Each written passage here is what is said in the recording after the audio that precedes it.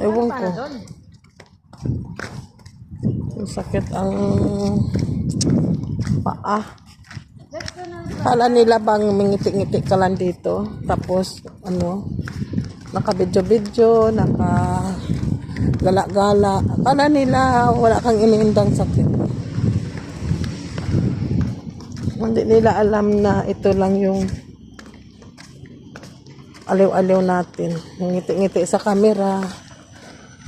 Na parang loka-loka. Artista rin kami, diba? Kami yung pinaka-best Artista actress. din kami. Kala nyo? Artista din kami. Kami yung pinaka-best Nakangiti-ngiti lang kami sa camera, pero may iniindang kaming sakit, may mga problema din kaming iniisip. Hindi lang namin pinapakita.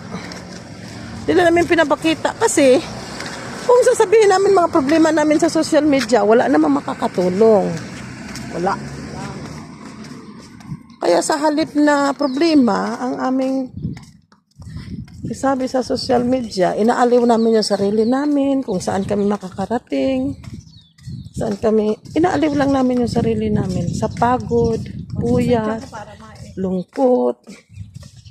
Alam nyo, mga sakit ng katawan, pagkagising mo, sakit ng katawan mo, hindi mo maintindihan kung saan yung mga masakit, alam nyo. Lalo na ngayon Ramadan. Ang iba ngayon, ang daming trabaho, sobra. So, gumagala lang kami, pero ang mga binti namin masasakit. Hindi kami gumagala na araw-araw gumagala lang. Hindi.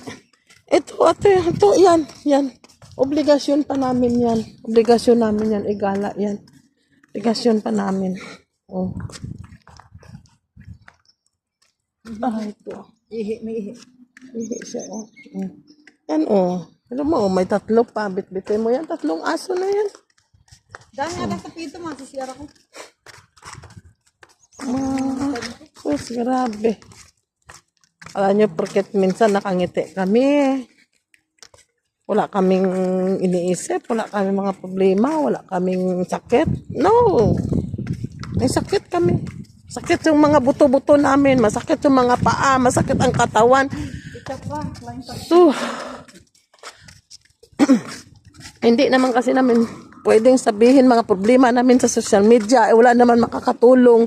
Kaya inaaliw na lang namin yung sarili namin.